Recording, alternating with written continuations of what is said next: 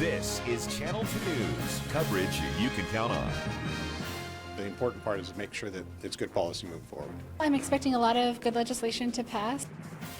Well, tomorrow is a big deadline for the Nevada legislature. Bills will have to pass their House of Origin or receive an exemption to stay alive. Continuing coverage of the 2017 legislative session tops Channel 2 News at 5 o'clock. We're talking about more than 1,000 bills that were drafted this session, and about a quarter of those have already died.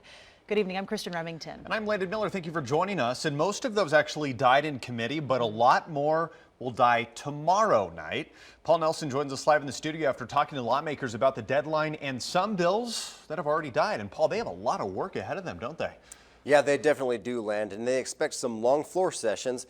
The Assembly and Senate are expected to vote on a couple hundred bills each before midnight tomorrow.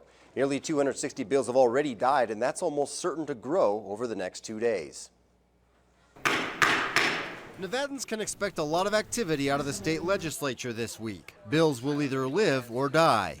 Between reading and committee meetings, where I'm constantly busy, so it's a lot of work, but it's worth it in the end when we have positive laws that pass. That means some long floor sessions and some breaks in between to read amendments as they come out of legal and make sure that we figured out our positions on these things. Bills that didn't survive the last deadline include a plastic bag ban and one that would lower the gambling age to 18. Drivers will not be cited for driving slowly in the fast lane, and the death penalty will not be abolished.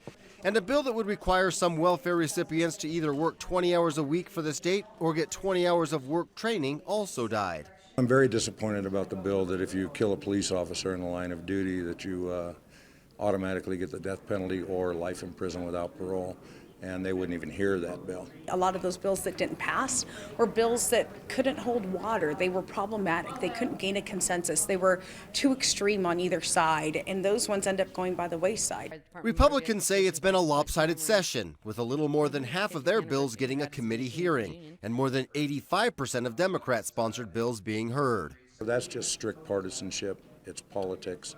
It should be policy, but it's not.